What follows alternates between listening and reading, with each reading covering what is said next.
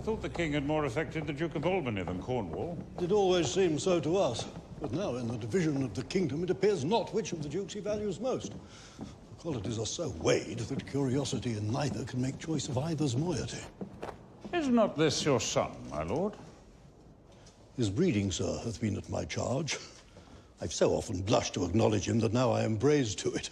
I cannot conceive you. Sir, this young fellow's mother could. Though this knave came something saucily into the world, there was good sport at his making, and the whoreson must be acknowledged. Do you know this noble gentleman, Edmund? No, my lord. My lord of Kent. Remember him hereafter as my honourable friend. He hath been out 9 years, and away he shall again.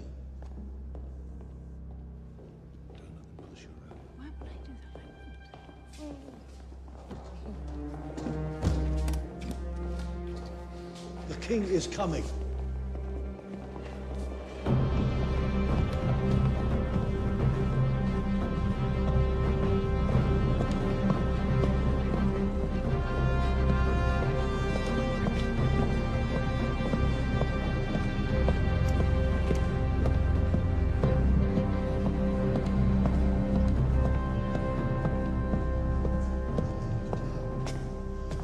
Turn the lords of France and Burgundy, Gloucester. Aye, my good lord. Meantime, we shall express our darker purpose. Give me the map there.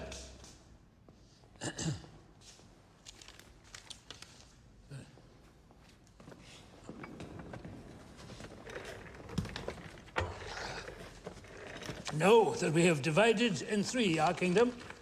'Tis our past intent to shake all cares and business from our age, conferring them on younger strengths, while we, unburdened, crawl toward death.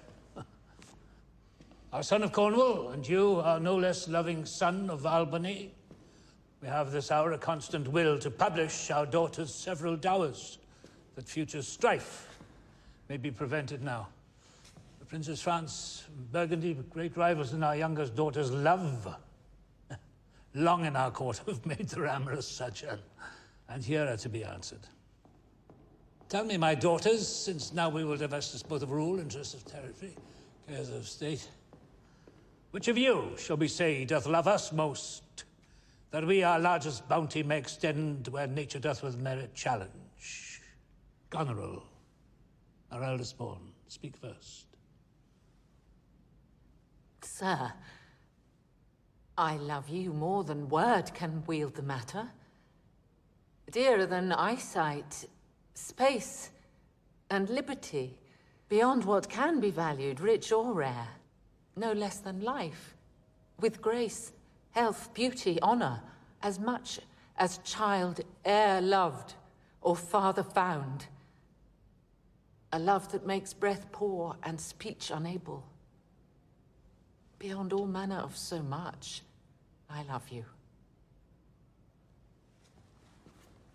Of all these bounds, even from this line to this, with shadowy forests, with champagnes rich, with plenteous rivers and wide-skirted meads, we make thee lady.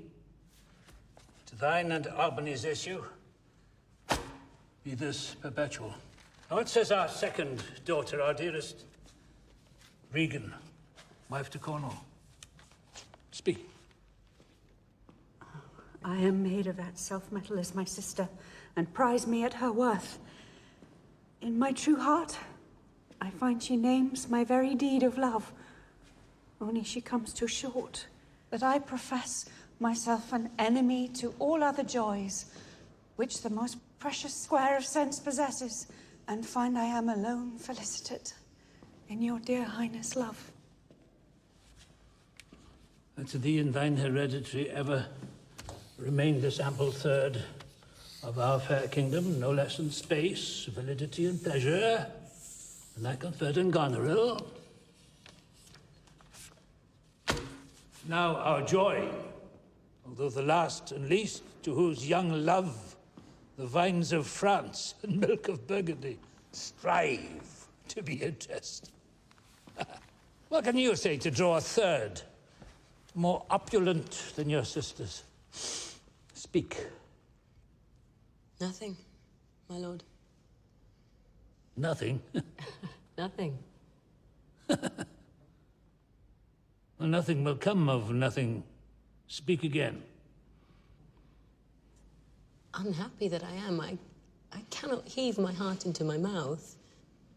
I love your majesty according to my bond, no more nor less. How now, Cordelia, mend your speech a little, lest you may mar your fortunes. Aye, my good lord, you have begot me, bred me, loved me. I return those duties back as our right fit. Obey you, love you, and most honor you. Why have my sisters husbands if they say they love you all? Sure, I shall never marry like my sisters to love my father all.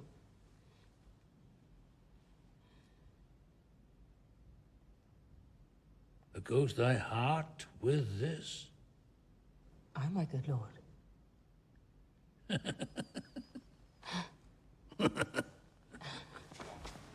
So young and so untender.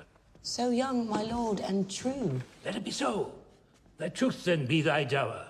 Here I disclaim all my paternal care, and as a stranger to my heart and me hold thee from this forever. Good my liege. Peace can come not between the dragon and his wrath. I loved her most and thought to set my rest on her kind nursery.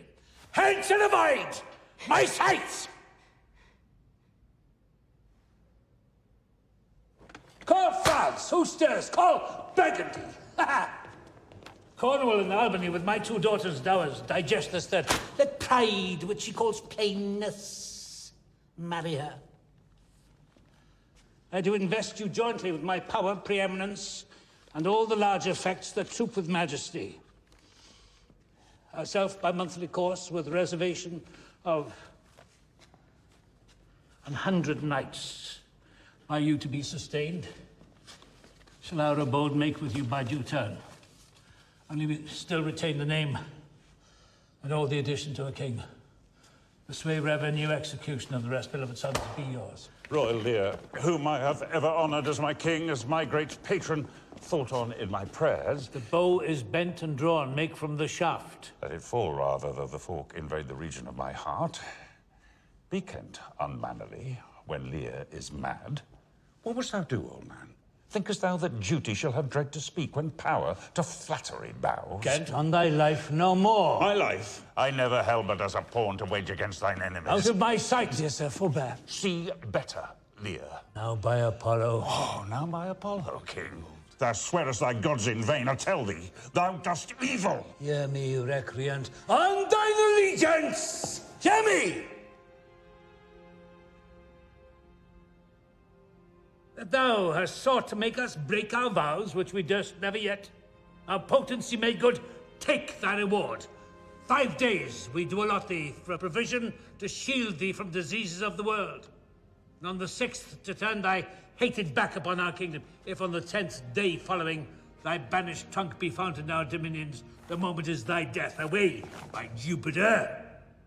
This shall not be revoked!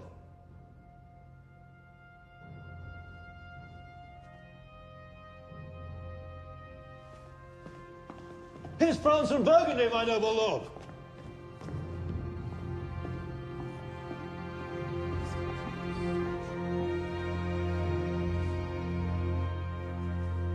My noble lord. My lord of Burgundy, we first address towards you who with this king hath rivals for our daughter. What in the least will you require in present dower with her? Or cease your quest of love? Most royal majesty, I crave no more than hath your highness offered, nor will you tender less. Right, noble Burgundy, when she was dear to us, we did hold her so. But now her price is fallen. So there she stands, if aught within that little seeming substance, or all of it, with our displeasure pieced, and nothing more may fitly like your grace. She's there, and she is yours. I know no answer.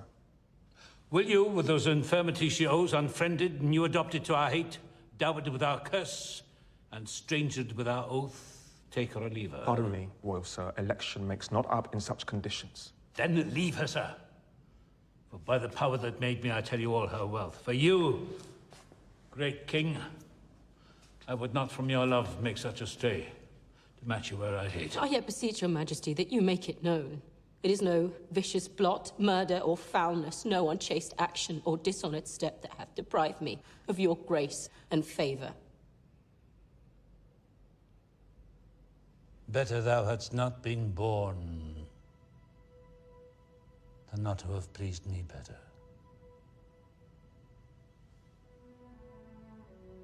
My lord of Burgundy, what say you to the lady? Will you have her? Give but that portion which yourself proposed, and I will make Cordelia Duchess of Burgundy. Nothing, I have sworn. I'm firm. I am sorry then. You have so lost a father that you must lose a husband. Peace be with Burgundy. Since that respect and fortunes are his love, I shall not be his wife. First, Cordelia, thee and thy virtues. Here, I seize upon. Thou hast her, king. Let her be thine. For we have no such daughter, nor shall ever see that face of hers again. Therefore begone without our grace, our love, our benison. Come!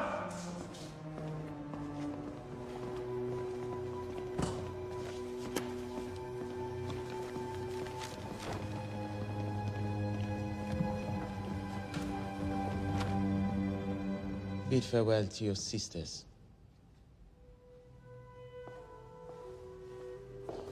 Love well our father. Prescribe not us our duty. Let your study be to content your lord who hath received you at Fortune's arms. I think our father will hence tonight. That's most certain, and with you. Next month with us. You see how full of changes his age is. He always loved our sister most, and with what poor judgment he hath now cast her off appears too grossly. 'Tis the infirmity of his age, yet he hath ever but slenderly known himself. Best and soundest of his time have been but rash. If our father carry authority with such disposition as this, it will but offend us. We shall further think on it. Let's do something, and i' the heat. Pray, let us hit together. Thou, nature, art my goddess. To thy law my services are bound. Why, bastard? Wherefore base, when my dimensions are as well compact, my mind as generous, and my shape as true as honest madam's issue? Why brand they me with base? With baseness, bastardy? Legitimate Edgar, I must have your land. Well, my legitimate Edmund the Base shall top the legitimate.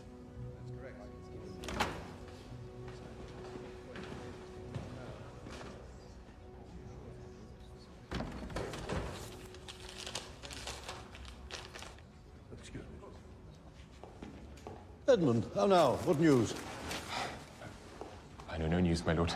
What paper were you reading? Nothing, my lord. No? What needed then that terrible dispatch of it into your pocket? The quality of nothing hath not such need to hide itself. Let's see, come. If it be nothing, I shall not need spectacles. I beseech you, sir, pardon me.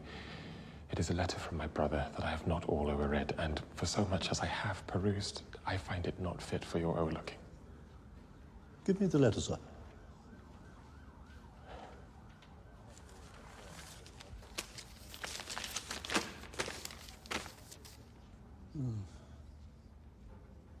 If our father would sleep till I waked him, you should enjoy half his revenue forever and live the beloved of your brother, Edgar. Sleep till I waked him?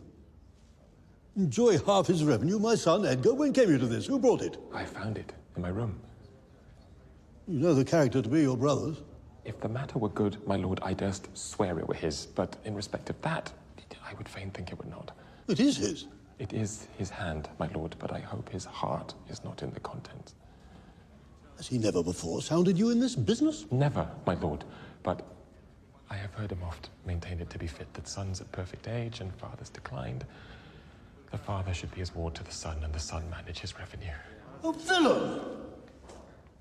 Villain, his very opinion in the letter. Go seek him. Where is he? I do not well know, my lord. These late eclipses of the sun and moon portend no good to us. We've seen the best of our time. Find out this villain, Edmund. It shall lose thee nothing. Do it carefully.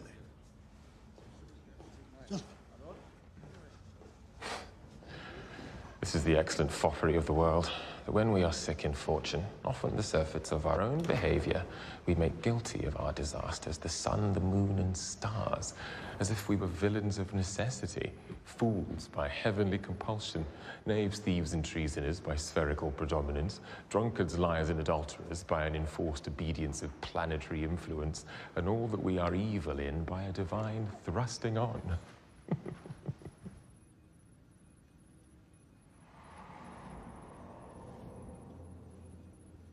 How now, Brother Edmund? Oh, these eclipses do portend these divisions.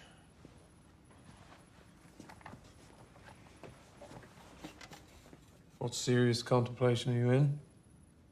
I'm thinking, brother, of a prediction I read this other day. What should follow these eclipses? Do you busy yourself with that? I promise you the effects he writes of succeed unhappily. When saw you my father last? The night gone by? Spake you with him? Aye. 2 hours ago. Find you no displeasure in him by word nor countenance? None at all.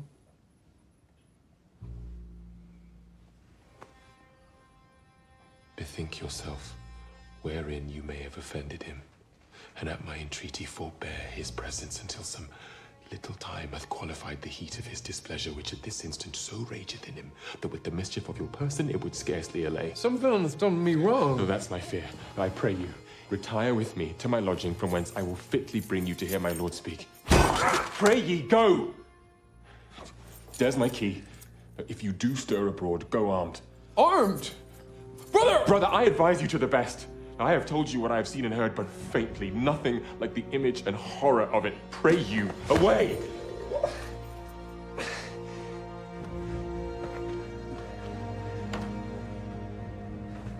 A credulous father and a brother noble, whose nature is so far from doing harms that he suspects none. I grow, I prosper. Now, gods, stand up for bastards. Shall I hear from you anon? I do serve you in this business.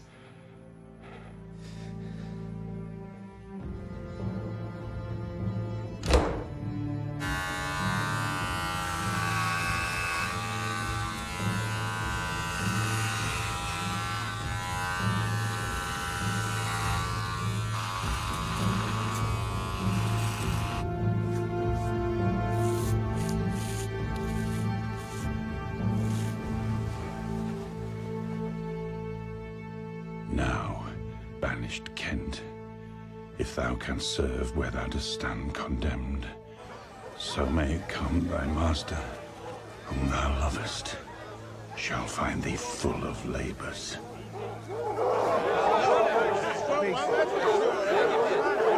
Let me not stay a jot for dinner. How now, what art thou? A man, sir. Oh. What dost thou profess?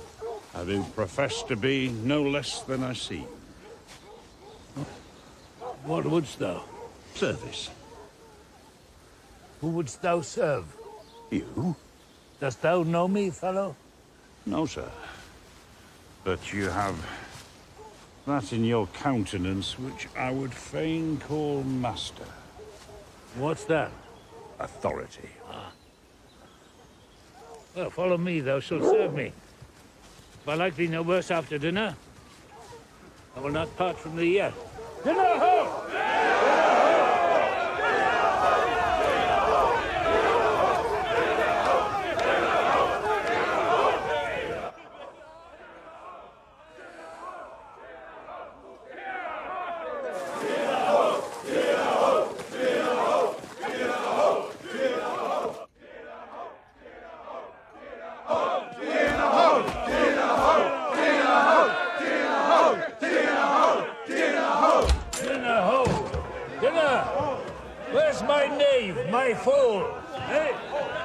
Go and call my fool hither. Ah, you, sir, you. You! Sirrah, where's my daughter? So please you. What says the fellow there? Call the cock-pole back. Oh, where's my fool? I think the world's asleep. By day and night he wrongs me. Every hour he flashes into one gross crime or other that sets us all at odds. I'll not endure it. His nights grow riotous and himself upbraids us on every trifle. Say I am sick. Put on what weary negligence you please. If he distasted, let him to my sister, whose mind and mine I know in that are one, not to be overruled. Well, madam.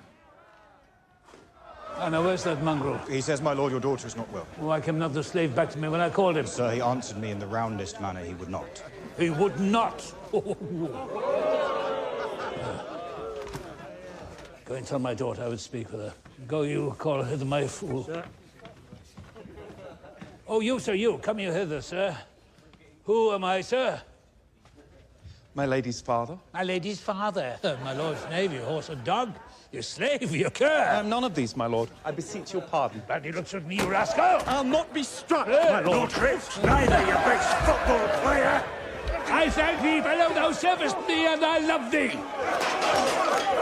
Come, sir, arise, away, up. Take your differences. Away!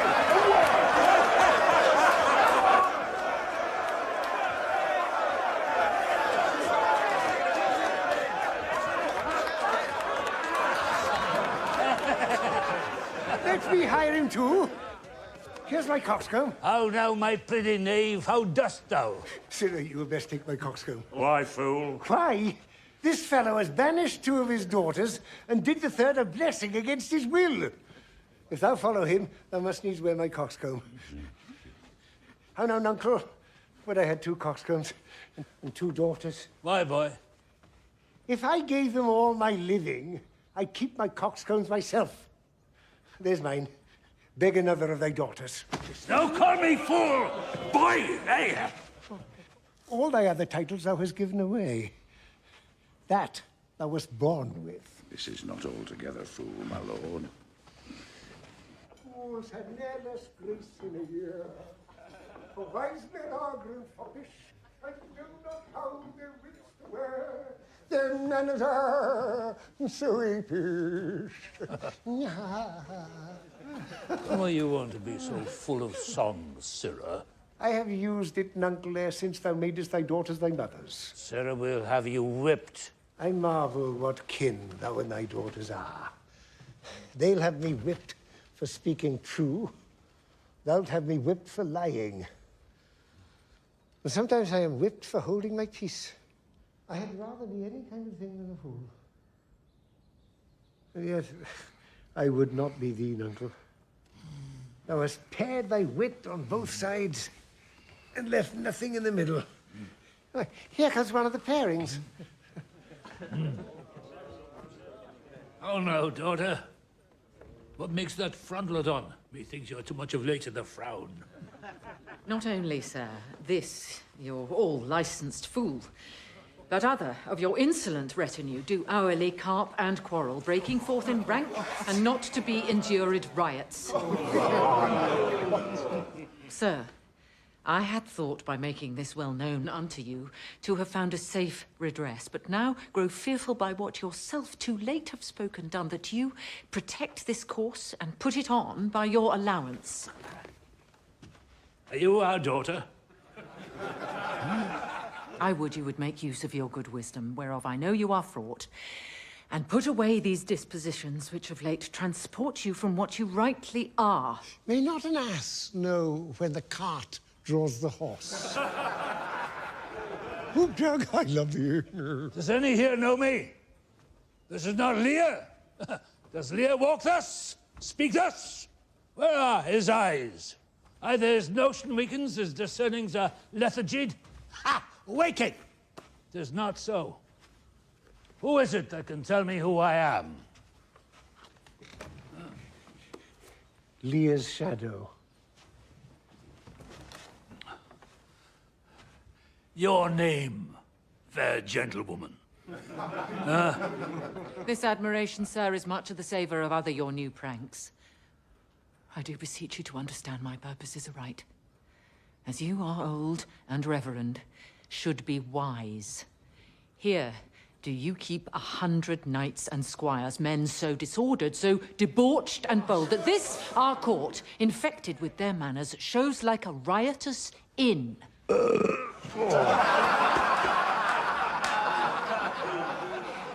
Be then desired by her that else will take the thing she begs, a little to disquantity your train. Darkness and devils, call my train together. Degenerate bastard, I'll not trouble thee, yet have I left a daughter. You strike my people in your disordered rabble, make servants of their betters. Whoa, that too late repents! Oh, you, sir, you, are you come? Is it your will? Speak, sir. Pray, sir, be patient. Oh, most small fault. How ugly didst thou in Cordelia show. It's like an engine wrenched my frame of nature from the fixed place, drew from my heart all love. And added to the goal. Oh, Lear, Lear, Lear, beat at this gate and let thy folly in, and thy dear judgment out. Go, go, my people. My lord, I am guiltless as I am ignorant of what hath moved you. It may be so, my lord.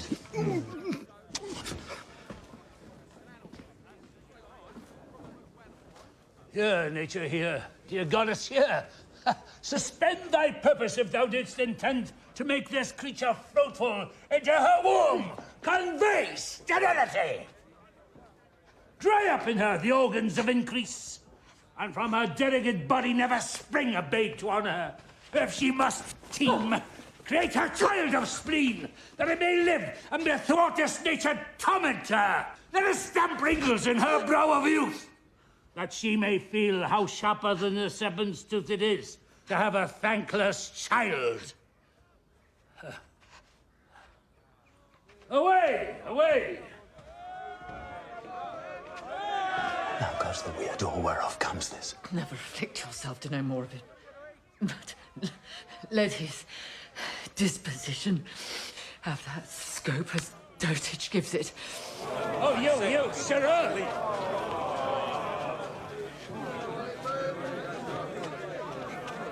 What? 50 of my fellows at a clap within a fortnight? What's the matter, sir? I'll tell thee, life and death, I am ashamed that thou hast power to shake my manhood thus. Blasted fogs upon thee! The untended woundings of a father's curse pierce every sense about thee! Let it be so. Yet have I left a daughter. Oh, I'm sure it's kind and comfortable. When she shall hear this of thee with her nails, she'll flay thy wolvish visage. Thou shalt find that I'll resume the shape which thou dost think I have cast off forever. Thou shalt, I warrant thee. Wait, wait! Do you mark that? I cannot be so partial, Goneril, to the great love I bear you. Content. Oswald! You, sir! More knave than fool, after your master! None to Lear! None to Lear! Terry! 100 knights! 'Tis politic and safe to let him keep at point 100 knights. Yes, that on every dream, each buzz, each fancy, each complaint, dislike, he may enguard his dotage with their powers and hold our lives in mercy. Oswald, I say! Well, you may fear too far. Safer than trust too far. I know his heart. What he hath uttered, I have writ my sister. If she sustain him and his 100 knights, when I have showed the unfitness, Oswald, away to my sister, inform her full of my particular fear, and thereto add such reasons of your own as may compact it more. Get you gone and hasten your return.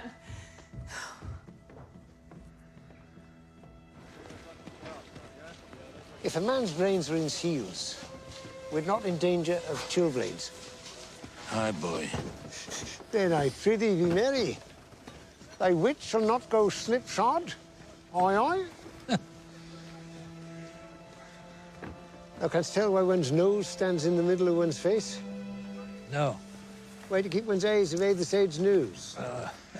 That what a man cannot smell out, he may spy into. Oi, oi. I did her wrong. Canst tell how an oyster makes his shell? No. Nor I neither.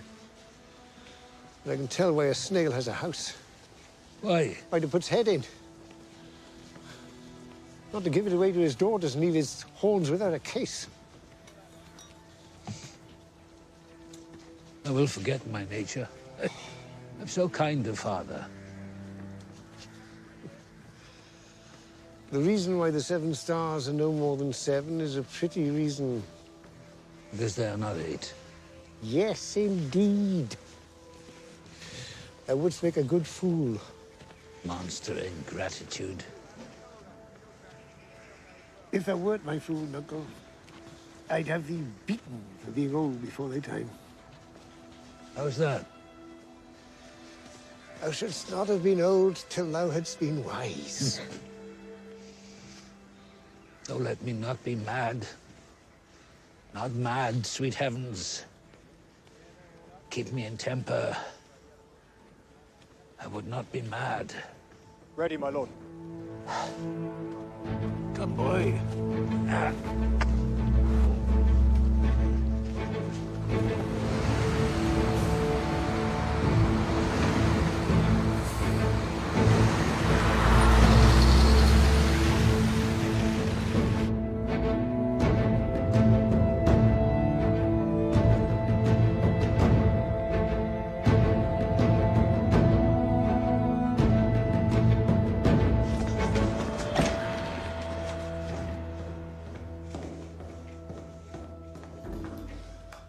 Brother, a word. Ascend, brother, I say. Oh, sir, fly this place. Intelligence is given where you were hid. The Duke of Cornwall's coming hither now in haste, and Regan with him. Have you nothing said upon his party? I am sure of it! Not a word! Hear my father coming.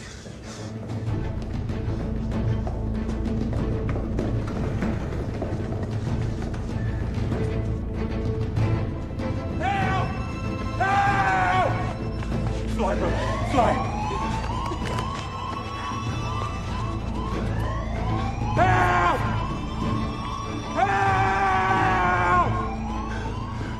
Help! I've seen drunkards do more than this in sport.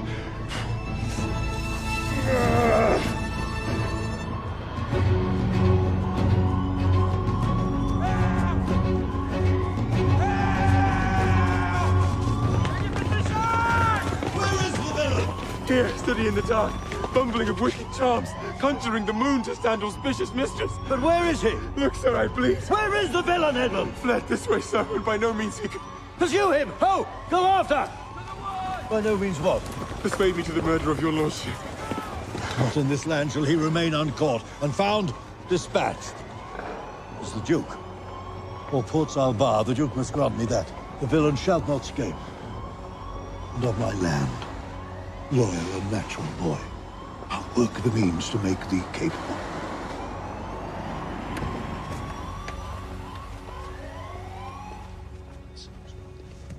How does my lord? Oh, madam, my old heart is cracked. It is What cracked. did my father's godson seek your life? Lady, shame would have it hid. Was he not companion with the riotous knights that tended upon my father? I know not, madam. 'Tis too bad, too bad. Yes, madam, he was of that Oh, consort. no marvel then, though he were ill-affected. I have, this present evening, from my sister, been well informed of them, and with such cautions, that if they come to sojourn at my house, I'll not be there. Nor I, assure thee, Regan. Edmund, I hear you have shown your father a childlike office. So it was my duty, sir. He received his hurt, you see, striving to apprehend him. Is he pursued? Aye, my good lord. Well, if he be taken, he shall never more be feared of doing harm. For you, Edmund, natures of such deep trust, we shall much need. You we first seize on. I shall serve you, sir, truly, however else. For him I thank your grace. You know not why we came to visit you. Thus out of season, threading dark-eyed night, occasions noble Gloucester of some prize, wherein we must have use of your advice.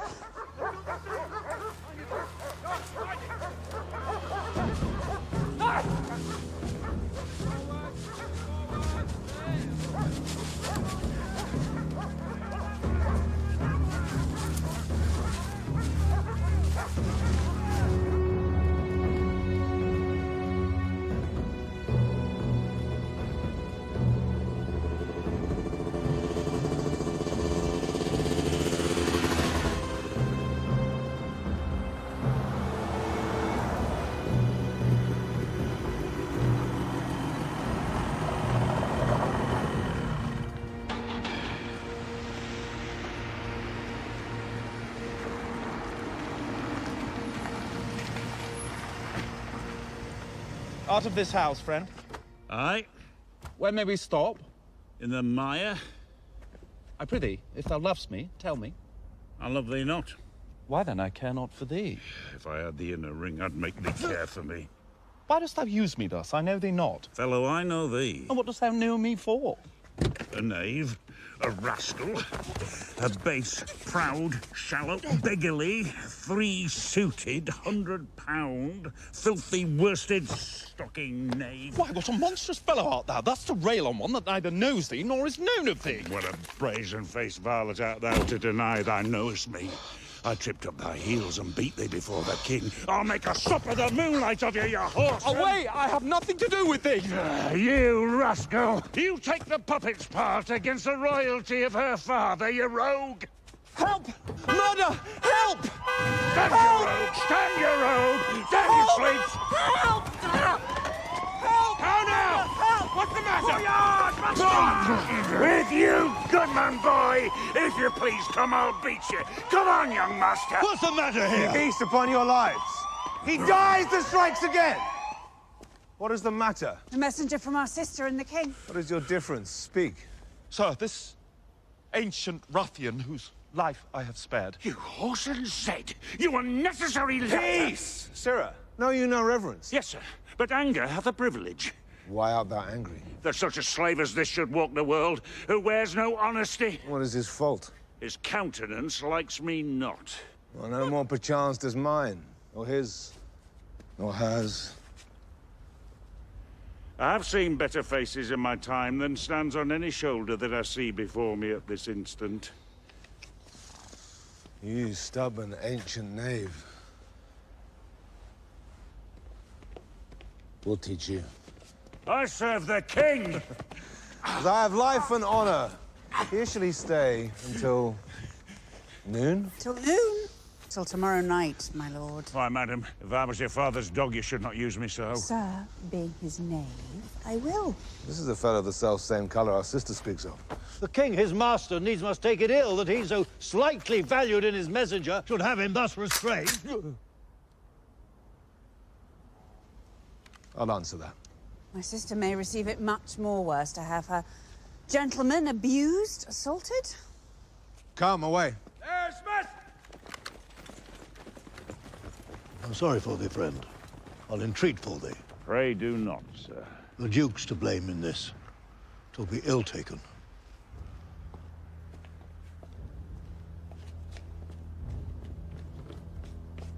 Oh!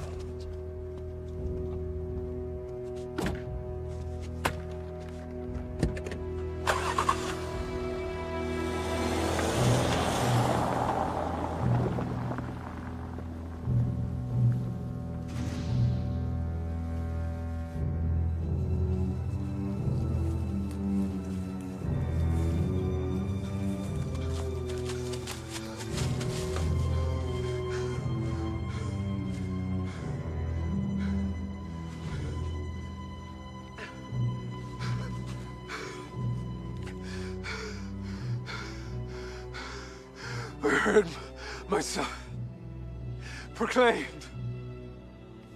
Edgar! Edgar.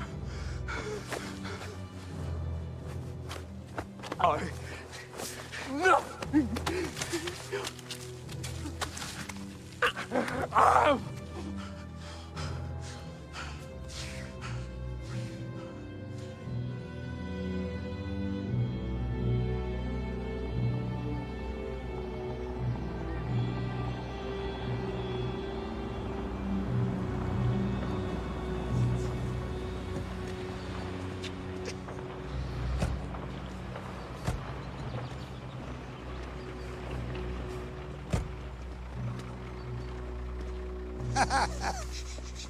U.S. cruel garters.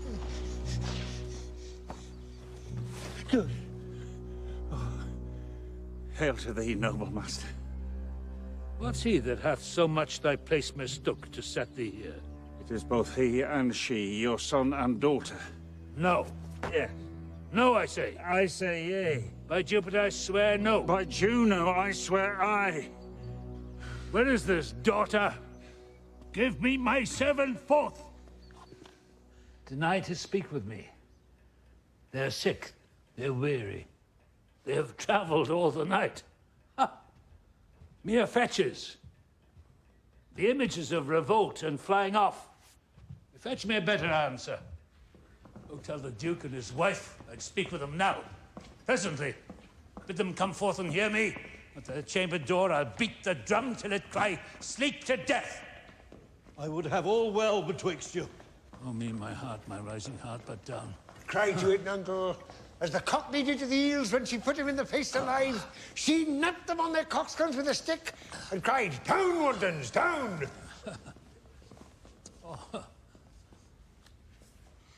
Oh, good morrow to you both. Hail to your grace. I am glad to see your highness. Regan, I think you are. I have good reason to think so. Oh, are you free? Thy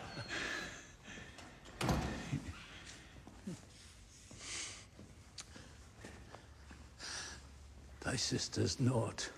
O Regan, she hath tied sharp-toothed unkindness like a vulture here. I can scarce speak to thee. Thou'lt not believe thou depraved equality. O Regan. I pray you, sir, take patience. I have hope. You less know how to value her desert than she to scant her duty. Say, how's that?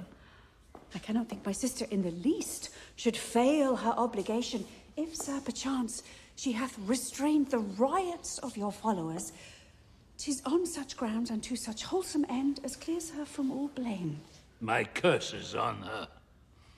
Oh, sir, you are old. Nature in you stands on the very verge of her confine. You should be ruled and led by some discretion that discerns your state better than you yourself. Therefore, I pray you that to our sister you do make return. Say you have wronged her. Ask her forgiveness? Do you but mark how this becomes the house? Dear daughter, I confess that I'm old. Age is unnecessary on my knees. I beg that you vouchsafe me raiment, bed, and food. Sir, these are unsightly tricks. Return you to my sister. Never, Regan! She hath abated me of half my chain, looked black upon me, struck me with her tongue most serpent-like upon the very heart. All the stored vengeances of heaven fall on her ungrateful tongue. Strike her young bones, you taking airs with lameness. You nimble lightnings dart your blinding flames into her scornful eyes, infect her beauty, you fen-sucked fogs, drawn by the powerful sun to fall and blister. Oh, the blessed gods. So will you wish on me when the rash mood is on? No, Regan, thou shalt never have my curse. Thy tender-hefted nature shall not give thee aught to harshness. Her eyes are fierce, but thine do comfort and not burn.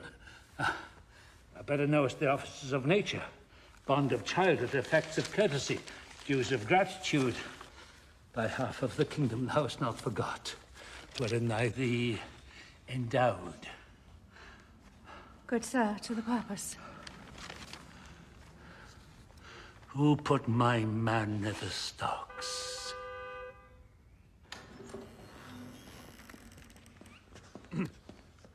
Is your lady come?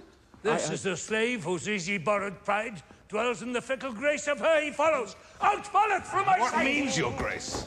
Who stopped my servant? Regan, I have good hope thou didst not know it. Who comes here? Oh, heavens! If you do love old man, if your sweet sway allow obedience, if you yourselves are old, make it your cause, send down and take my part. Art not ashamed to look upon this beard? Oh, Regan, will you take her by the hand? Why not by the hand, sir? How have I offended? All's not offence that indiscretion finds, and dotage terms so. Besides, you are too tough. Will you yet hold? How came my man in the stock? I set him there, sir! You, did you? I pray you, father, being weak, seem so? If till the expiration of your month you will return and sojourn with my sister, dismissing half your train, come then to me. I am now from home and out of that provision which shall be needful for your entertainment. Return to her, and 50 men dismissed? No! Persuade me rather to be slave and sumpter to that detested groom. At your choice, sir. I pray thee, daughter, do not make me mad. I will not trouble thee, my child. Farewell. We'll no more meet, no more see one another. Oh!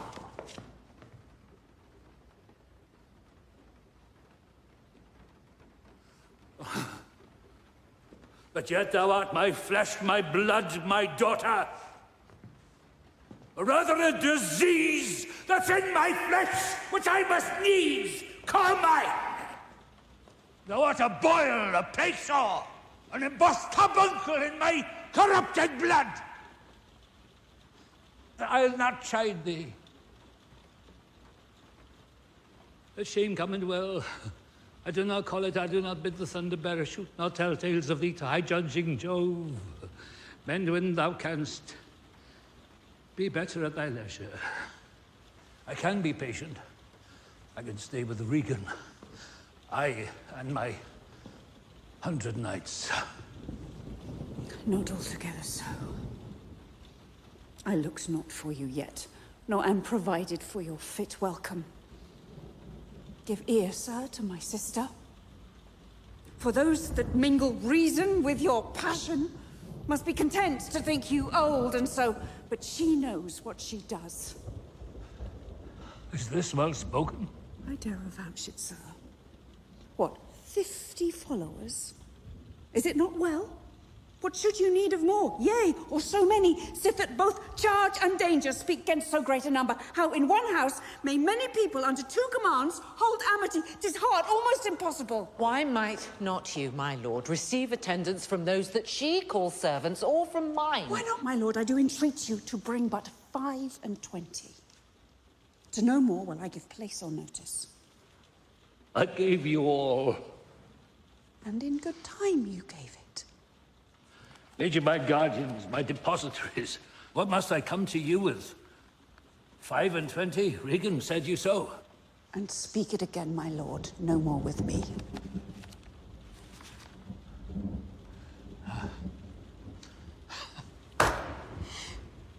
I'll go with thee. Thy 50 yet doth double 25, and thou art twice her love. Hear me, my lord. What need you? 25, 10, or 5 to follow in a house where twice so many have a command to tend you? What need one? Reason, not the need. Our basest beggars are in the poorest thing. Superfluous, allow not nature more than nature needs. Why, man's life is cheap as beasts. Thou art a lady. If only to go warm or gorgeous, why, nature needs not what thou gorgeous wearest, which scarcely keeps thee warm.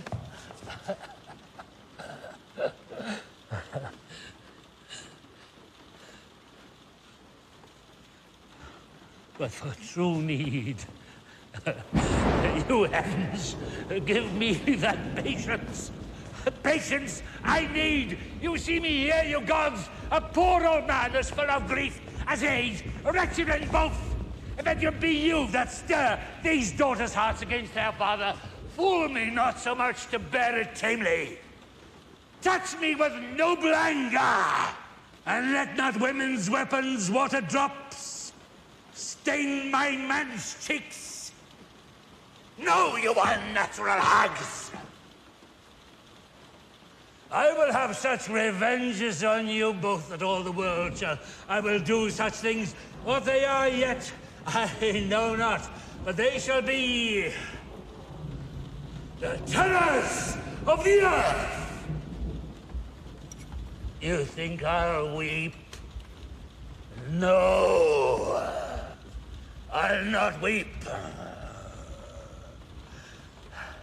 I have full cause of weeping. But this heart shall break into 100,000 flaws, or ere I'll weep.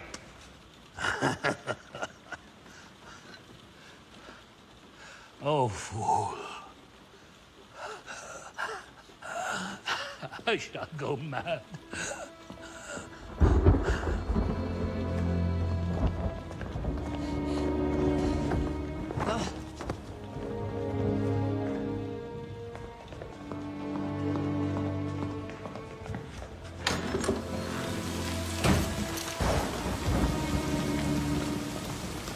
a storm. The old man and his people cannot be well bestowed here.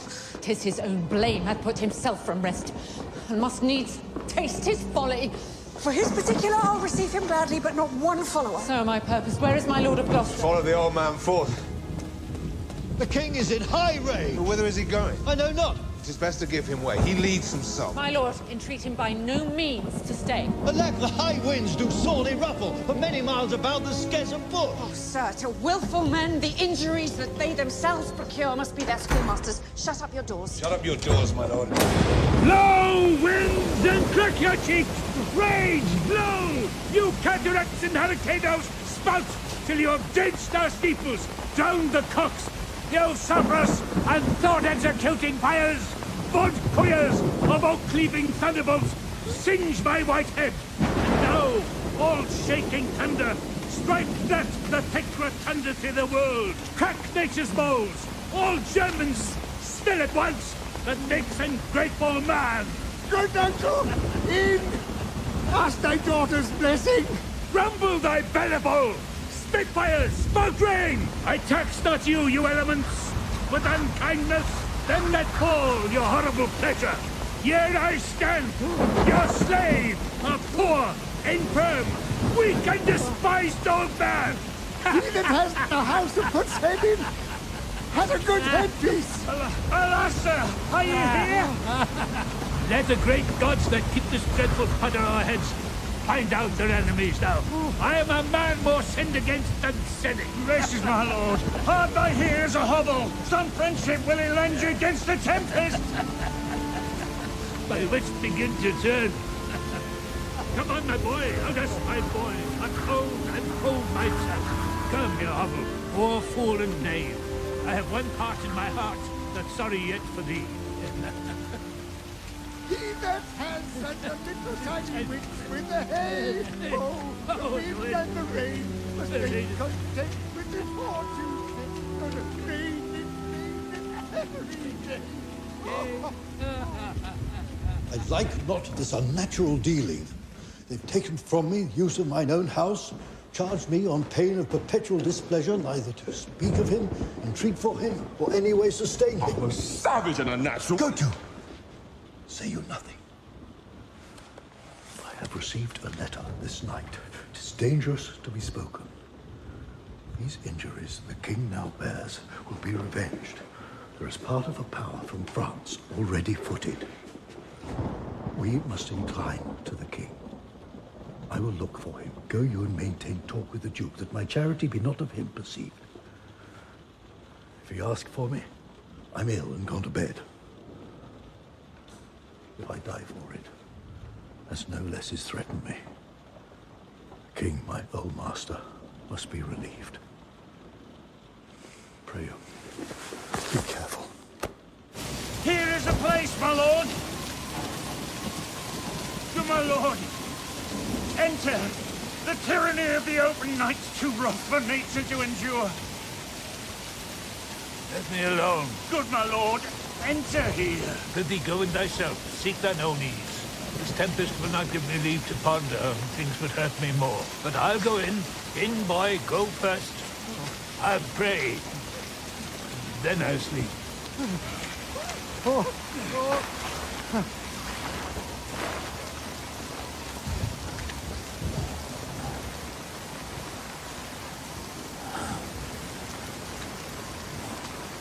Poor naked wretches, wheresoe'er you are, that bide the pelting of this pitiless storm. How shall your houseless heads, your unfed sides, your looped and windowed raggedness defend you from seasons such as these? Oh, I have ta'en too little care of this. Take physic, pump! Expose thyself to feel what wretches feel! Help me! A spirit! A spirit! Oh, huh? What art thou that just grumbled there? Come forth! Away! The foul fiend follows me! Go to thy bed and warn me! Didst thou give all to thy daughters, and dost thou come to this? He hath no daughters, sir. Poor Tom! Deaf traitor, nothing could have subdued nature to such aloneness but his unkind daughters. Bless thy 5 wits, Tom! Cold! What hast thou been? A serving man, proud in heart and mind, who curled my hair, wore gloves in my cap, served the lust of my mistress's heart, and did the act of darkness with her. In the sweet face of heaven! Dolphin! My boy! Boy! Cecil! Is man no more than this? Yes, 3 of us are sophisticated! Thou art the thing itself. Unaccommodated man is no more but such a poor, bare-forked animal as thou art. Off, off, you lendings! Come unbutton here! Pity, Nuncle! Be contented! 'Tis a naughty night to swim in! Look! Here comes a walking fire! How fares your grace? What's harm that needs to swim in frog? Has your grace no better company? The Prince of Darkness is a gentleman. Cold! Come with me! I have ventured to come seek you out and bring you where both fire and food is ready. Let me talk a word with this philosopher. Good my lord. What is the cause of thunder? Good my lord, take his offer, go to the house. I do beseech your grace. Cry you mercy, sir. Come, noble philosopher, your company. What a cold! It's hello, fair, keep you warm. No, this way, my lord. With him I will keep company with my philosopher. Come, good Athenian. Oh, soothe him, good my lord. Let him take the fellow on. Take him you on. Oh, good sir. Good Athenian. I swear the blood of a British man! No word. This is the letter which he spoke of, which proves him an intelligent party to the advantages of France. Come with me to my wife.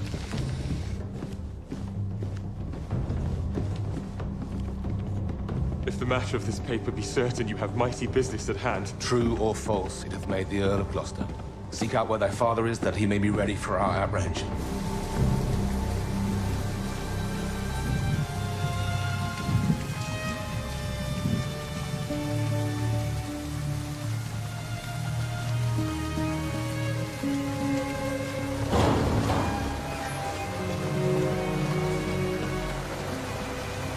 Here is better than the open air. Take it thankfully. I'll piece out the comfort with what addition I can. I will not be long from you. The gods reward you for your kindness.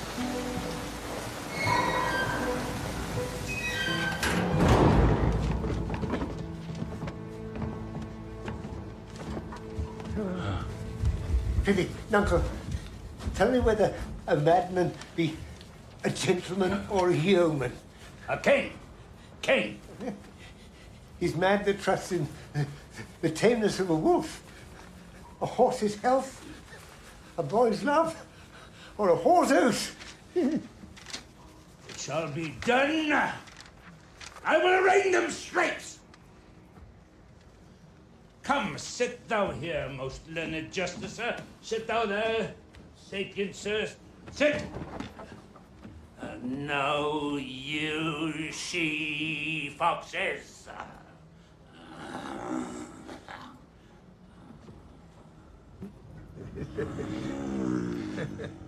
How do you, sir? Stand you not so amazed? Will you lie down and rest upon the cushions?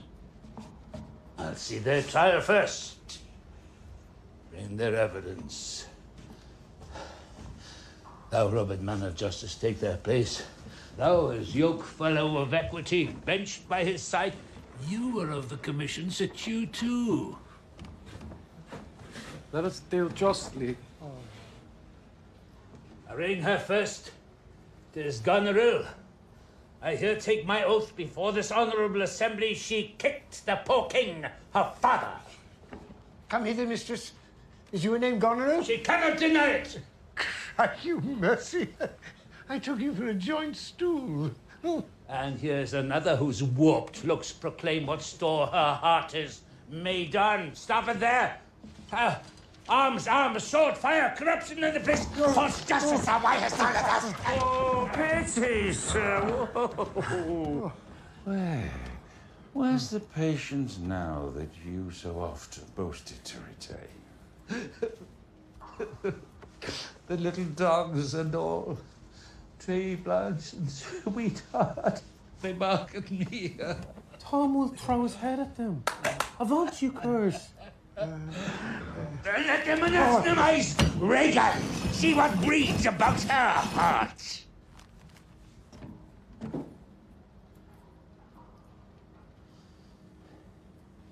Is there any cause in nature that makes these hard hearts? You, sir, I entertain to one of my 100, and I do not like your garments. You will say they're Persian, and let them be changed. Good my lord. Lie here and rest a while. Make no noise. Make no noise. Draw the curtains. So, go to supper in the morning.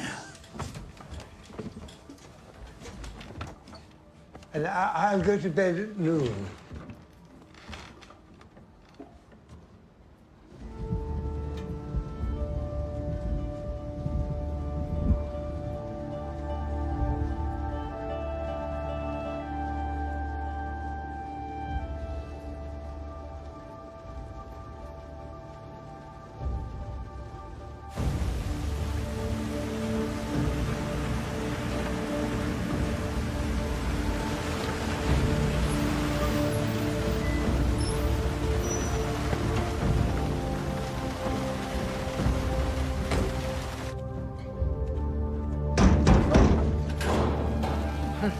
Come hither, friend. Where is the king, my master? Here, sir. But trouble him not. His wits are gone. Good friend, I prithee, take him in thy arms. There is a litter ready. Lay him in it and drive toward Dover, friend, where thou wilt meet both welcome and protection. Take up thy master. If thou shouldst dally half an hour, his life with thine, and all who offer to defend him stand in assured loss. Take up, and follow me.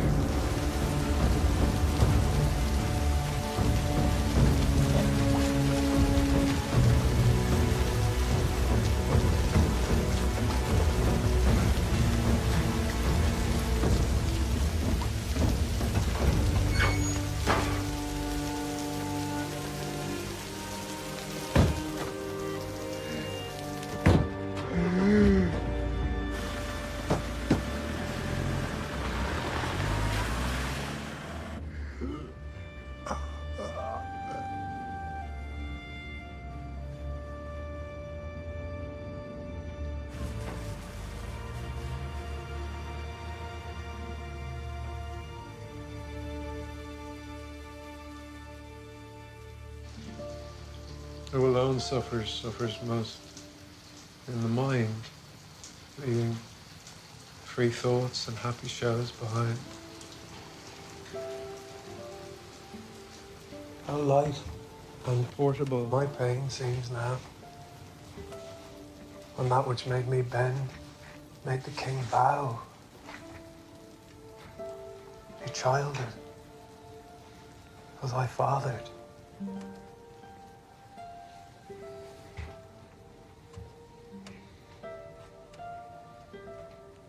Oh.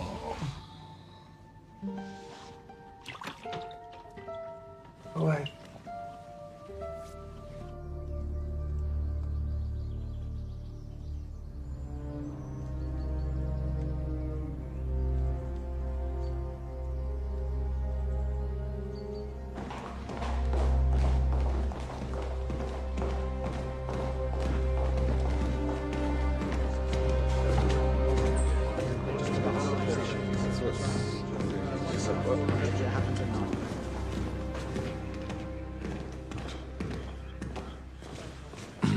The army of France has landed. Seek out the traitor Gloucester. Go seek the traitor Gloucester, pinning him like a thief. Bring him before us. Hang him instantly. Pluck out his eyes. Leave him to my displeasure. Edmund, keep you our sister company. The revenges we are bound to take upon your traitorous father are not fit for your beholding. Farewell, dear sister. Farewell, sweet lord and sister. Edmund, farewell.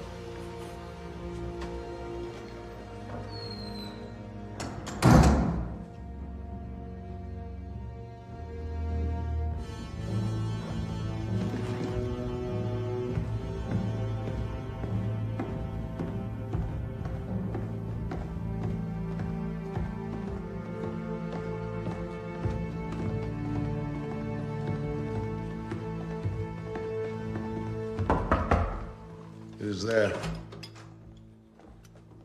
The traitor. Ingrateful fox, 'tis he. Bind fast his corky arms. What means your graces? Good my friends, consider. You are my guests. Do me no foul play, friends. Bind him, I say. Hard. Hard! Filthy traitor. Unmerciful lady as you are, I'm none. To the chair, bind him. Villain, thou shalt find. Ah! Kind gods! 'Tis most ignobly done to pluck me by the beard. So white, and such a traitor. These hairs which thou dost ravish from my chin will quicken and accuse thee. I'm your host. With robber's hands, by hospitable favours you should not ruffle thus. What will you do? Come, sir. What letters had you late from France? Be simple answered, for we know the truth. And what confederacy have you with the To traitors whose hands you late-footed have in sent the the kingdom? lunatic king? Speak. I have a letter, guessingly set down, which comes from one that's of a neutral heart and not from one opposed. Cunning. And false. Where hast thou sent the king? To Dover. Wherefore to Dover? Wast thou not charged at peril? Wherefore to Dover? Let him answer that. Tied to the stake, I must stand the course. Wherefore to Dover? Because I would not see thy cruel nails pluck out his poor old eyes, nor thy fierce sister in his anointed flesh stick boorish fangs, but I shall see the winged vengeance overtake such children! I'll see it, shalt thou never. Fellows, hold the chair.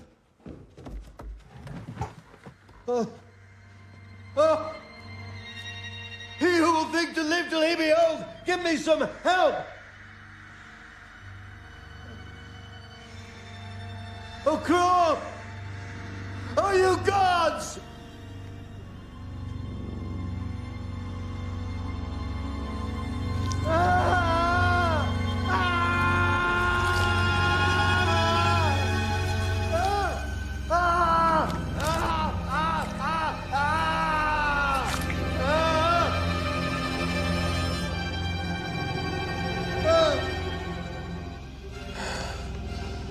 One side will knock another.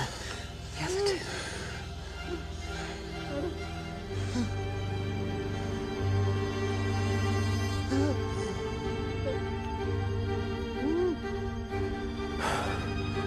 If you see vengeance.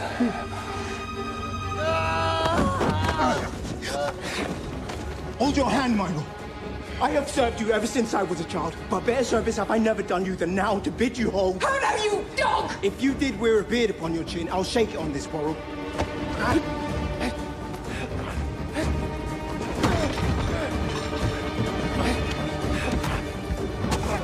What do you mean?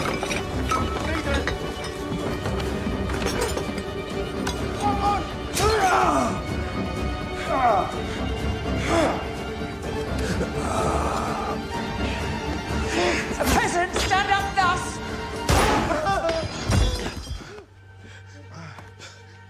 My lord, you have one eye left. See some mischief on him. Lest it see more, prevent it.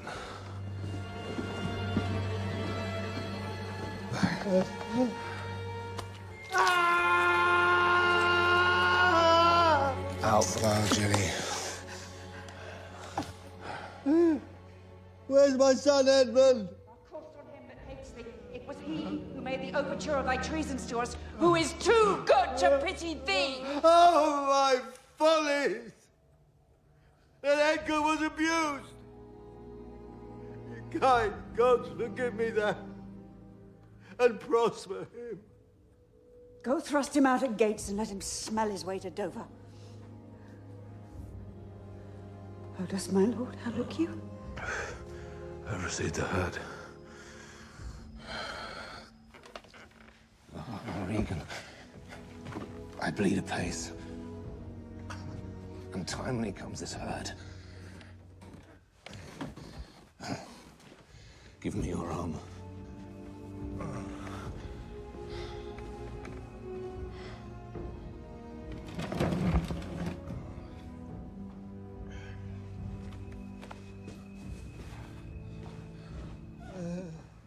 To be worse, the lowest and most dejected thing of fortune, stands still in hope, lives not in fear. Who is it can say, I am at the worst? I am worse than ever I was, and worse I may be yet. The worst is not, so long as we can say, this is the worst. Away, get thee away, good friend, be gone. I comfort and do me no good at all, thee they may hurt. Oh, no. Who's there?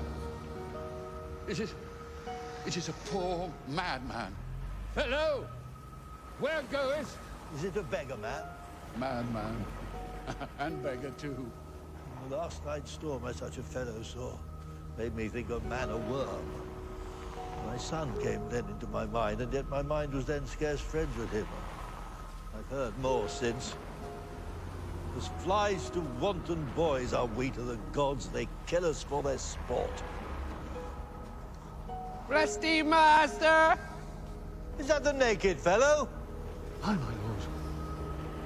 Get thee away, and bring some covering for this naked soul, which I'll entreat to lead me. Alack, sir, he is mad. 'Tis the time's plague when madmen lead the blind. Do as I bid thee, or rather, do thy pleasure. Above the rest, be gone. I'll bring the best apparel that I have, come of it what will. Come hither, fellow.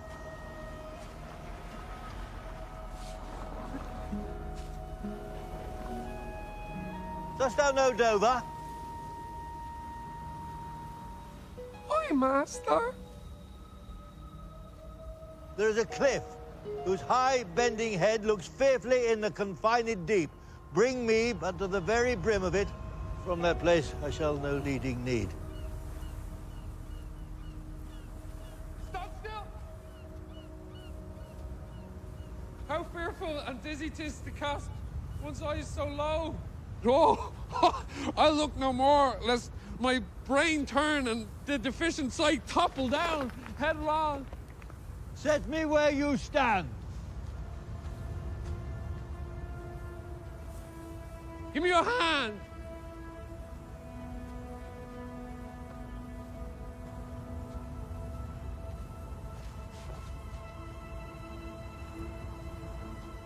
Whoa! You are now within a foot of the extreme verge. For all beneath the moon, will I not look upright?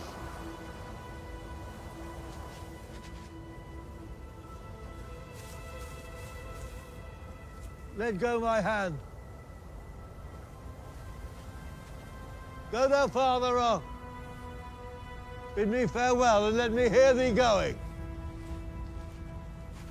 Very well, good sir. With all my heart. O you mighty gods, this world I do renounce. If Edgar live, oh, bless him. Oh, fellow, very well. God, sir, farewell!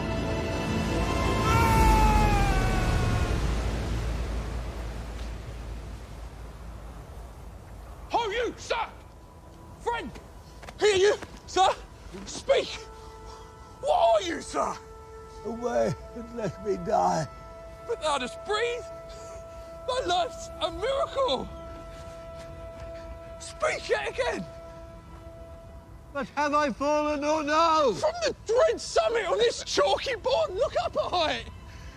Do but look up. Alack, I have no eyes. Is wretchedness deprived that benefit to end itself by death? Give me your arm.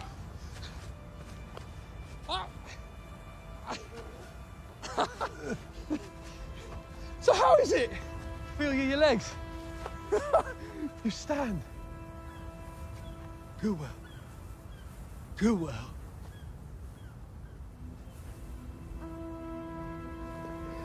Bear free impatient thoughts.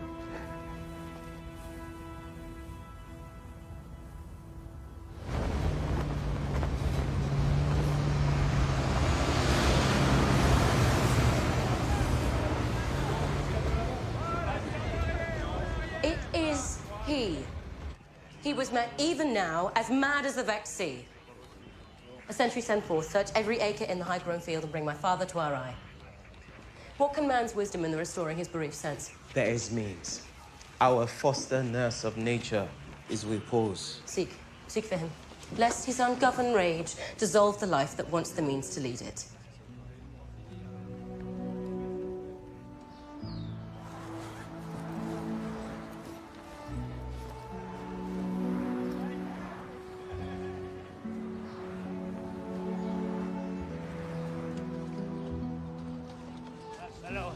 His bow like a crow keeper. Draw me a clothier's yard. Look, a mouse. Peace. This piece of toasted cheese will do it. Know that voice? Oh, well-flown bird. I' the clout, show. Phew. Give the word. Sweet marjoram. Us. Goneril with a white beard. They flattered me like a dog and told me I had the white hairs in my beard, and the black ones were there to say aye and no to everything I said. Aye and no to there's no good divinity. Because that voice I do well remember. It's not the king. Aye, every inch a king. When I do stare, see how the subject quakes. I pardon a man's life. What was thy cause? Adultery? I shall not die. Die for adultery? No. Let copulation thrive. Gloucester's bastard son was kinder to his father than my daughters got between the lawful sheets. To it, luxury, pell-mell, for I lack soldiers. Down from the waist there centaurs, the women all about, but to the girdle do the gods inherit. Beneath is all the fiends. There's hell, there's darkness, there's the sulphurous pit. Burning, scalding stench, consumption, pah. Give me an ounce of civet, good apothecary. To sweeten my imagination, there's money for thee. Let me kiss that hand. Now let me wipe it first. It smells of mortality. Dost thou know me? I remember thine eyes well enough. Read thou this challenge. Mark but the penning of it. For all thy letters' sons I could not see. Read. What? With a case of eyes? Oh, are you there with me? No eyes in your head, nor no money in your purse. Your eyes are in a heavy case. Yet you may see how this world goes. I see it feelingly. What? Art mad? A man may see how this world goes with no eyes. Get thee glass eyes, and like a scurvy politician, seem to see the things thou dost not. No. If thou wilt weep my cause, take my eyes. I know thee well enough. Thy name is Gloucester. Thou must be patient. We came crying hither. Thou knowest the first time that we smell the air, we wail and cry. I will preach to thee, Mark. When we are born, we cry that we are come to this great stage of fools.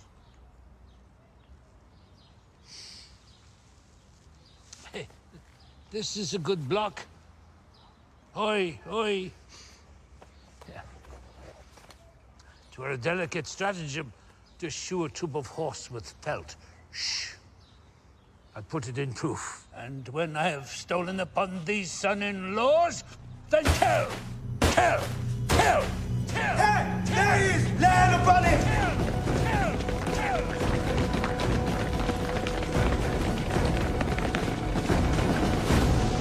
Come. Come. C'est bon, doucement. I'm a king, masters, know you that? You are the royal one, and we obey your king. Then there is life in it. Come and you get it, you shall get it by running! Where's your master? Madam, aloft, but never man so changed. I told him the French were landed. He laughed at it. And of Gloucester's treachery, when I informed him, he called me sot and told me I'd turned the wrong way out.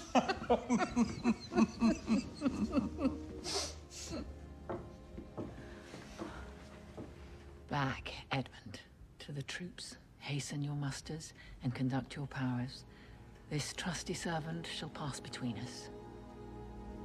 Ere long you are like to hear a mistress's command. Wear this. Spare speech. Decline your head.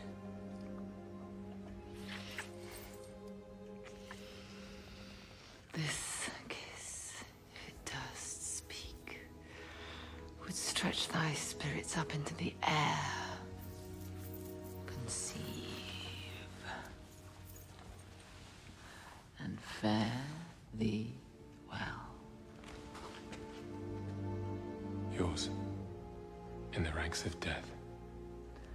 My most dear Gloucester.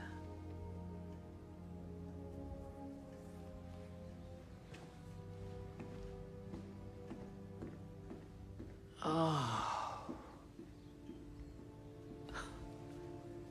The difference of man and man. To thee, a woman's service is owed you. A fool usurps my bed. Madam, here comes my lord. I have been worth the whistle. Oh, Goneril. You are not worth the dust which the rude wind blows in your face. More. The text is foolish. Wisdom and goodness to the vile seem vile. Filth savor but themselves. Milk-livered man, where's thy drum? France spreads his banners in our noiseless land, whilst thou, a moral fool, sits still and cries alack. Why does he say? See thyself, devil! Proper deformity is not in the fiend, so horrid as in woman! Oh. Vain. Fool. To both these sisters have I sworn my love, each jealous of the other, as the stung are of the adder. Which of them shall I take? Both? One? Or neither? Neither can be enjoyed if both remain alive. Tell me but truly, but then speak the truth. Do you not love my sister? In honored love. But have you never found my brother's way to the offended place? That thought abuses you. No, by mine honor, madam. I never shall endure her. Dear my lord, be not familiar with her. Fear me not. She and the Duke, her husband. Our very loving sister, well bemet. Sir, this I heard. The king is come to his daughter, with others whom the rigor of our state forced to cry out. It touches us as France invades our land. Sir, you speak nobly. Why is this reasoned? Combine together against the enemy, for these domestic and particular broils are not the question here. Let's then determine our proceeding. Sister, you'll go with us? No.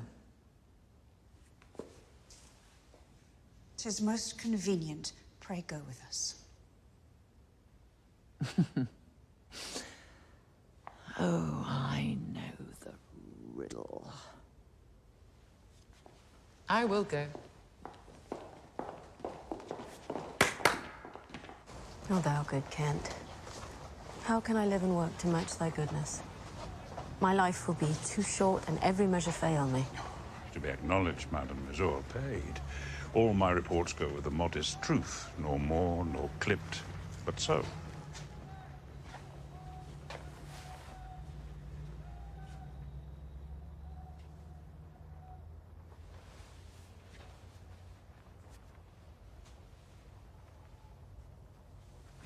Oh, my dear father.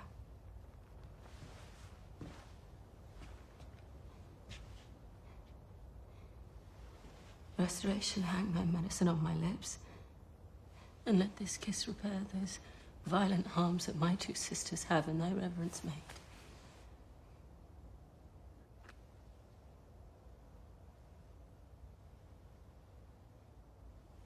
He wakes. Speak to him. Madam, do you? 'Tis fittest.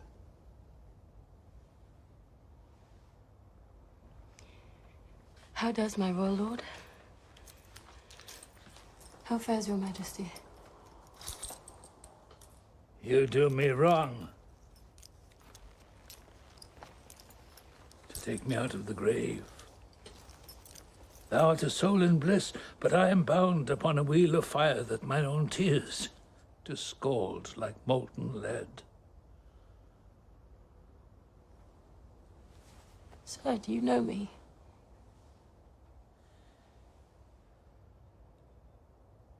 You are a spirit, I know. Where did you die? Still far, far wide. He's scarce awake. Let him alone a while. Where have I been? Where am I?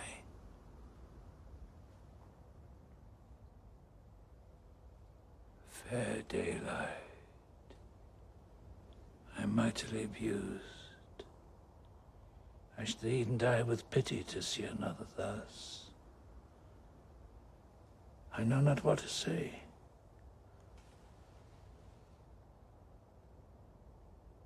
I will not swear these in my hands.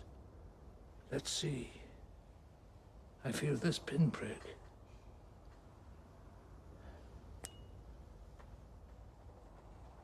Would I were assured of my condition. Oh, look upon me, sir, and hold your hand in benediction over me. You must not mean... Pray do not mock me.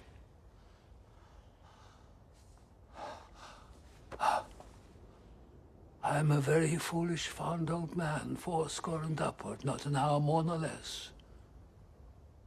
And to deal plainly, I fear I'm not in my perfect mind.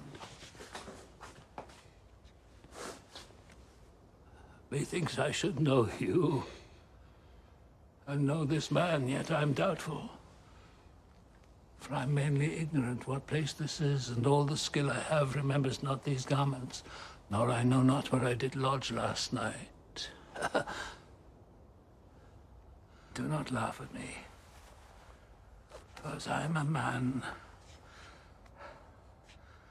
I think this lady to be my child.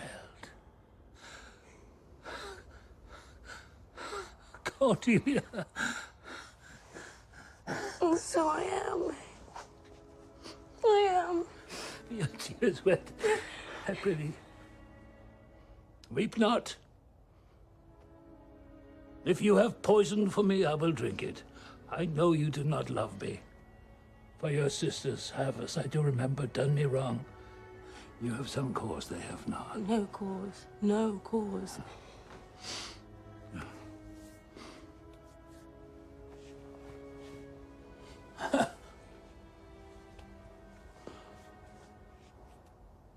Am I in France? In your own kingdom, sir. Do not abuse me. Be comforted, good madam. The great rage you see has killed in him. Desire him to go in. Will it please your highness walk? You mustn't bear with me. Pray you now, forget and forgive. I am old and foolish.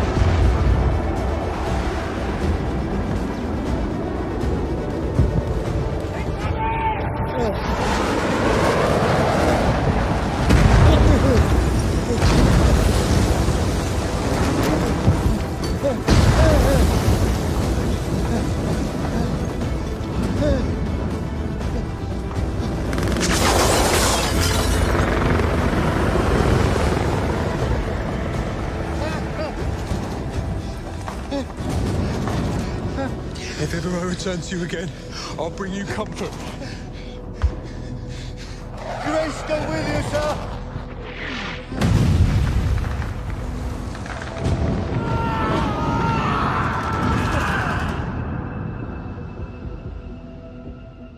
Point de recherche sur toute cette zone. Après, nous pourrons déployer, si vous le voulez, une autre troupe du côté du château.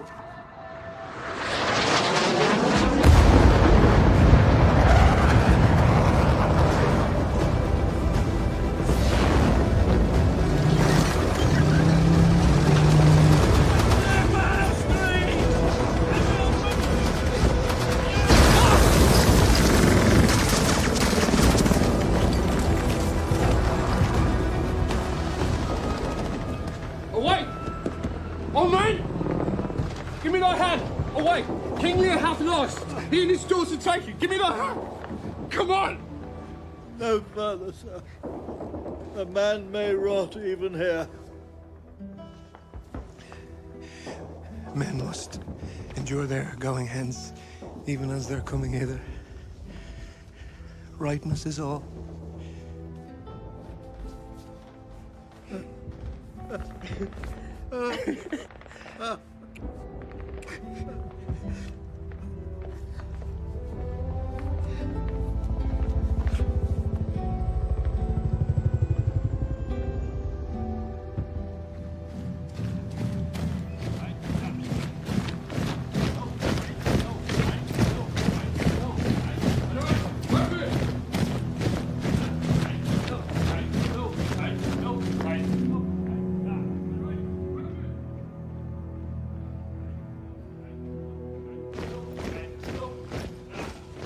We are not the first who, with best meaning, having learned the worst.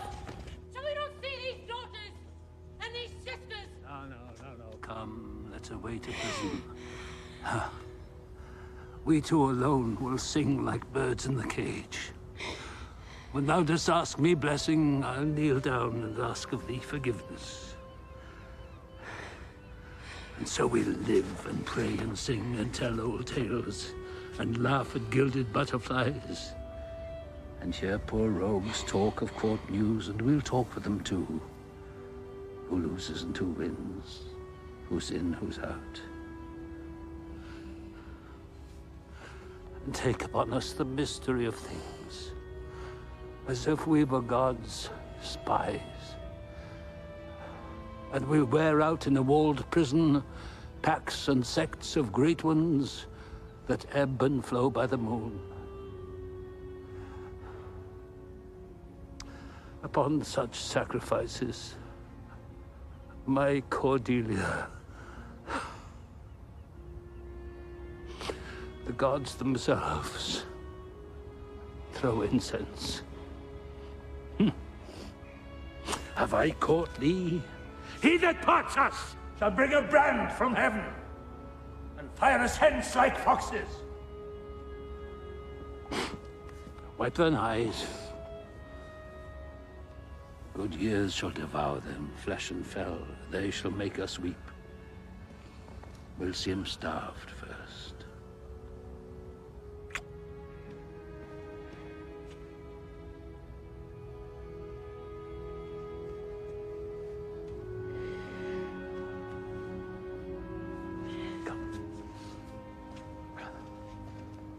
One step I have advanced thee. If thou dost as this instructs thee, thou dost make thy way to noble fortunes.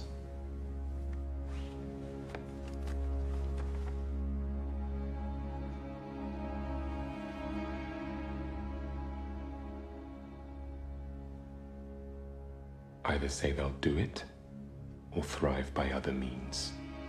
I cannot draw a cart nor eat dried oats. If it be man's work, I'll do it.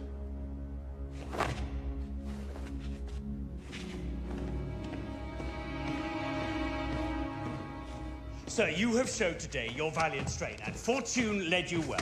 You have the captives who were the opposites of this day's strife. I do require them of you, so that we shall find their merits and our safety may equally determine. Sir, I thought it fit to send the old and miserable king to some retention. At this time, we sweat and bleed. The friend hath lost his friend, and the best quarrels in the heat are cursed by those that feel their sharpness.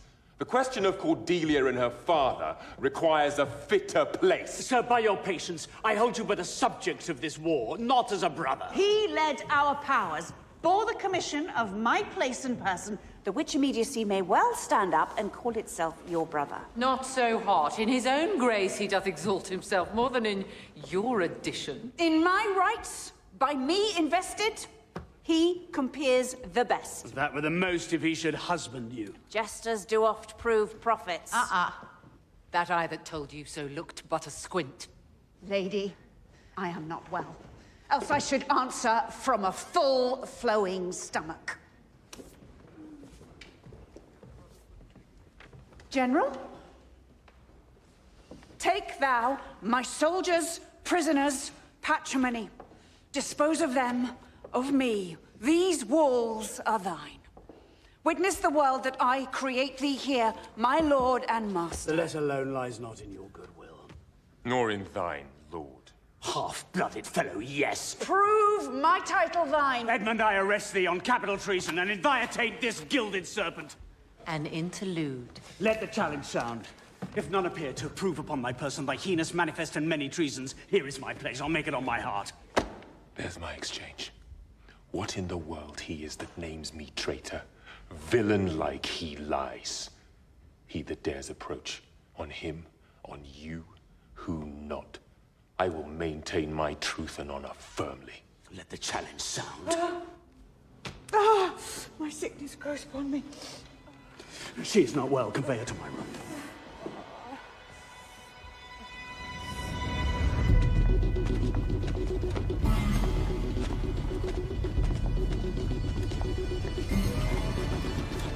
If any man of quality or degree within the lists of the army will maintain upon Edmund, supposed Earl of Gloucester, that he is a manifold traitor, let him appear.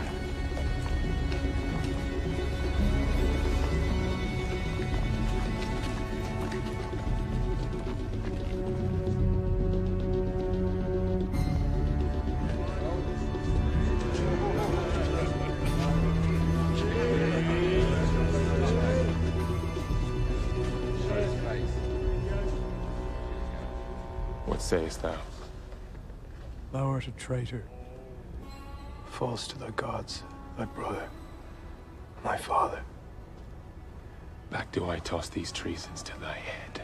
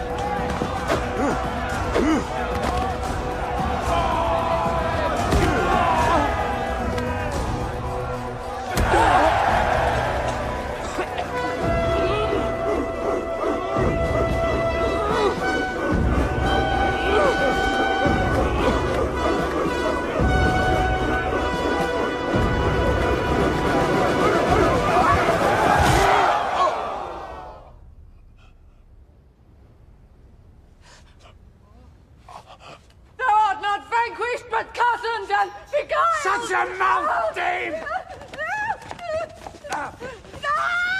Go with her! She's desperate!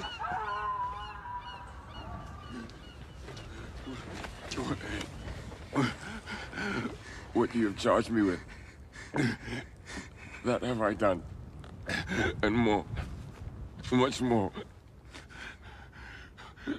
But what art thou?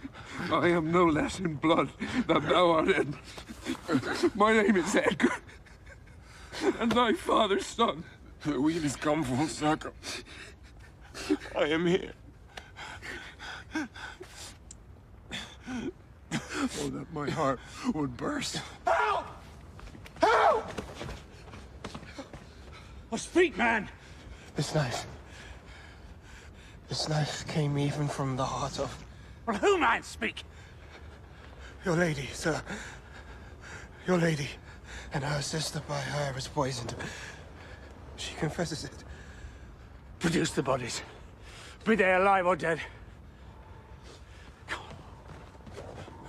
I was contracted to them both. All three now marry in an instant.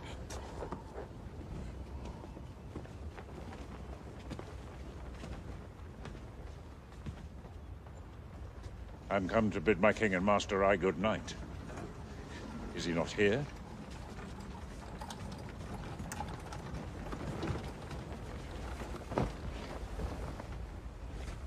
Seest thou this object, Kent?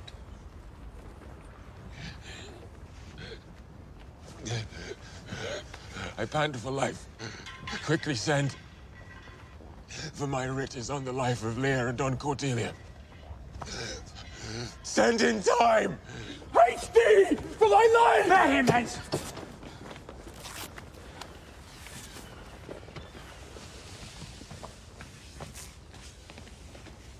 How?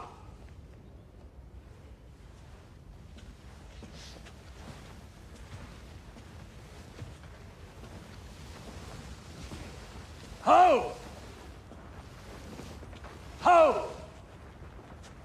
Ho! Oh, you are men of stones. And I your tongues and eyes, I'd use them so that heaven's vault should crack.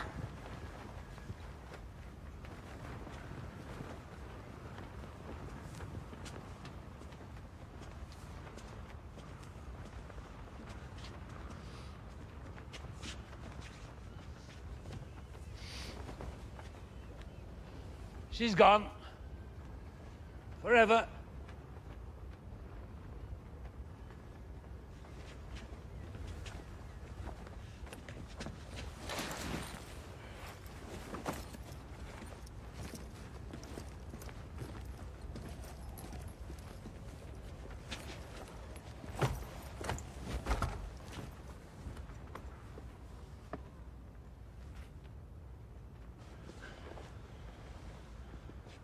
I know when one is dead and when one lives.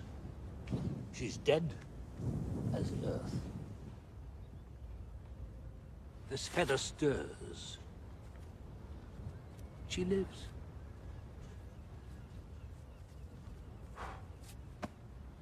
If it be so, it is a chance which does redeem all sorrows that ever I have felt. Oh, my good master. Prithee away. 'Tis noble Kent, your friend. A plague upon us.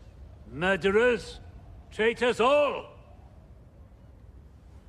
I might have saved her. Now she's gone. Forever. Cordelia. Cordelia, stay a little. Ah. What is thou sayest? Her voice was ever soft, gentle and low. An excellent thing in a woman. I killed the slave that was a hanging thee, did I not, fellow? 'Tis true, my lords. He did.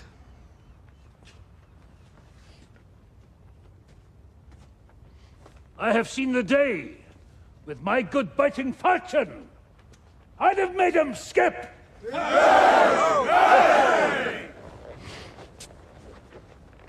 I'm old now, and these same crosses spoiled me.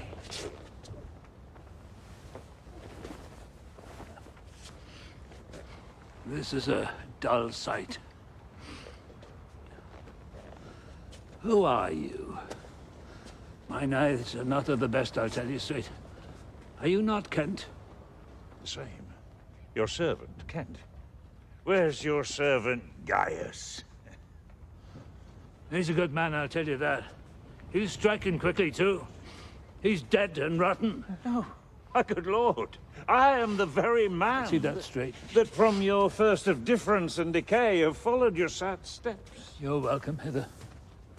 He knows not what he says, and vain is it that we present us to him. My lords and noble friends know our intent. What comfort to this great decay may come shall be applied. For us, we will resign during the life of this old majesty to him our absolute power. See! See! And my poor fool is hanged. No, no. Don't laugh.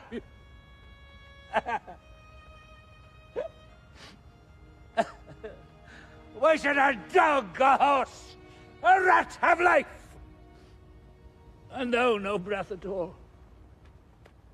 And thou come no more.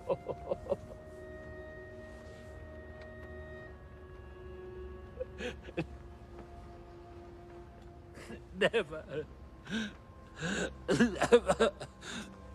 Never.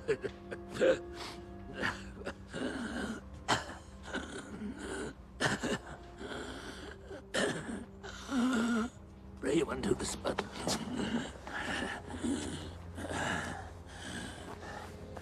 Thank you, sir. See this? Look. On her lips. Look there. Look there. There. He faints. My lord? My lord? Oh, break, heart. I pray thee break. Look up. My lord? Oh, vex not his ghost. Oh, let him pass. He hates him that would upon the rack of this tough world stretch him out longer.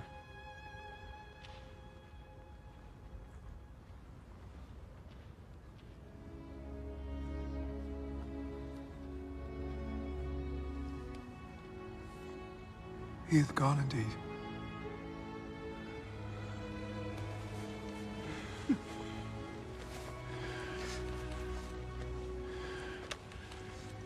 The wonder is, he hath endured so long. He but usurped his life.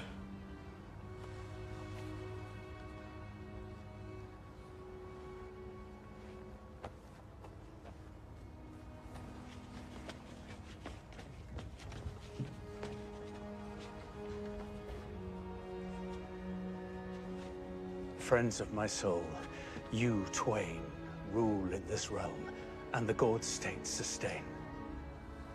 I have a journey, sir, shortly to go. My master calls me. I must not say no.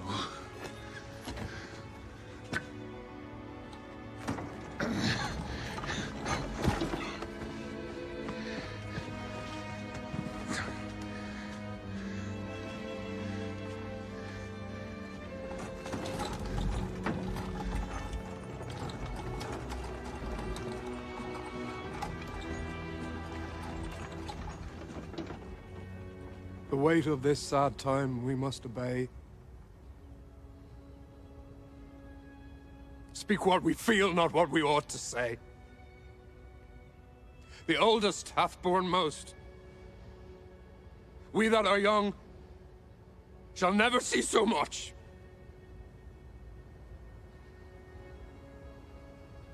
Nor live so long.